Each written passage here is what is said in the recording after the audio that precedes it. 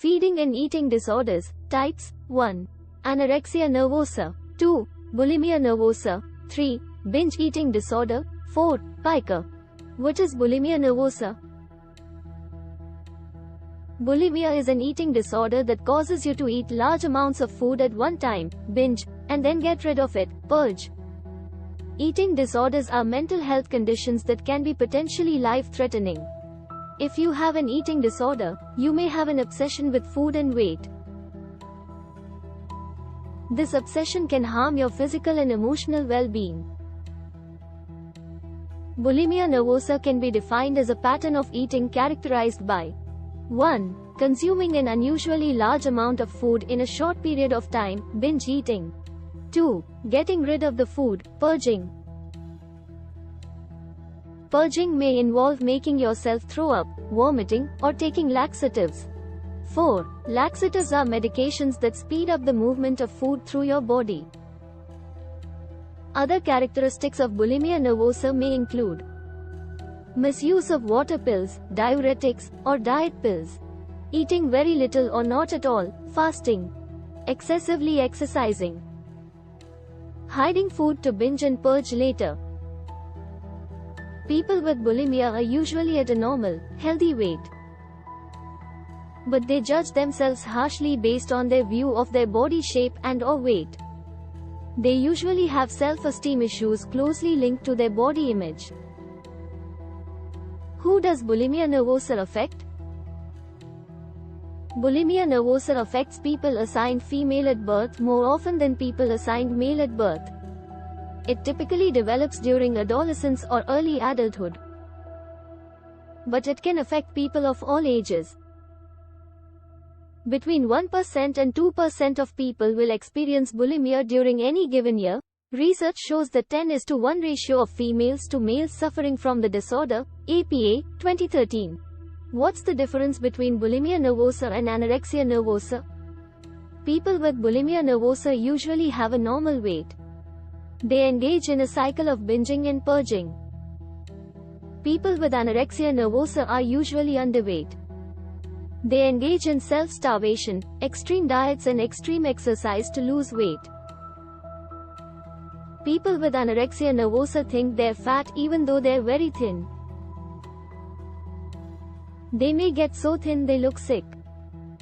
What's the difference between bulimia nervosa and binge eating disorder?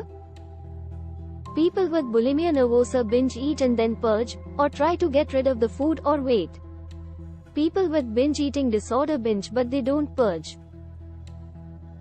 Also, people with bulimia are usually at a weight that's healthy for them.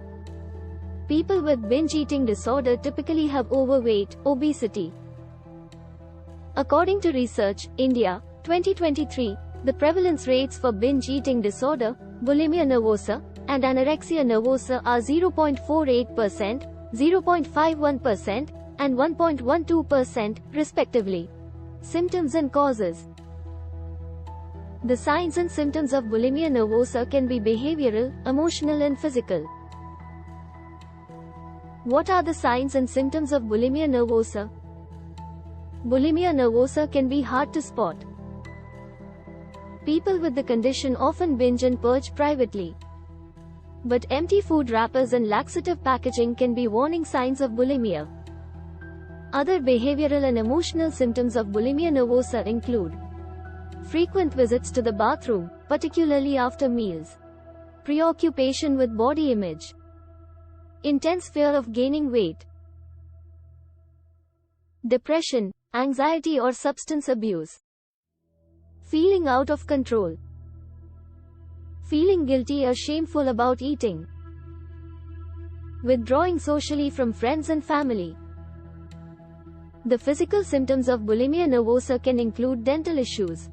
1. Self-induced vomiting can cause erosion of your tooth enamel from your stomach acid. 2. Your teeth may also appear clear instead of white and be more sensitive.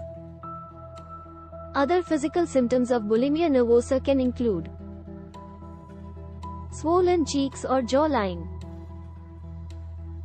gastrointestinal problems such as constipation and acid reflux, scars, scrapes or calluses on your knuckles, from forced throwing up, 4. Fainting. 5. Irregular menstrual periods. 6. Muscle weakness. 7. Bloodshot eyes and 8. Dehydration. What causes bulimia nervosa? The exact cause of bulimia nervosa isn't known, but researchers think it may be a combination of genetics and learned behaviors. If you have a relative that has or had an eating disorder, you are at a higher risk of developing one yourself. Popular culture and the media put pressure on people to have a certain body type. These outside influences can affect your body image and self-esteem. Also, feeling stressed, upset or out of control can all lead to bulimia. What complications are associated with bulimia nervosa? Bulimia can prevent your body from getting the nutrients it needs. Many different complications can occur due to bulimia nervosa, including throat and stomach ulcers, tooth decay and cavities, esophagus inflammation, esophagitis, and tears, damage to your intestines and stomach damage, electrolyte imbalance, abnormal heart rhythm, arrhythmia, heart failure, increased risk of suicide. Diagnosis and tests. How is bulimia nervosa diagnosed? To diagnose bulimia nervosa, your healthcare provider will perform a physical examination. They'll ask you about your medical history and symptoms. It's okay to be nervous when talking with your healthcare provider, but they want to help you get better. So it's important to be honest with your healthcare provider about your eating habits. Your healthcare provider will diagnose bulimia nervosa if you meet the following criteria. Do you have repeated episodes of binge eating? Do you feel a lack of control over your eating during an episode? Do you engage in inappropriate purging behaviors? Have you experienced binge eating at least once a week for 3 months? Does your body weight or shape have a strong influence on your self-image? There aren't any laboratory tests to specifically diagnose bulimia. Your healthcare provider may order tests to see how bulimia has affected your health. These tests include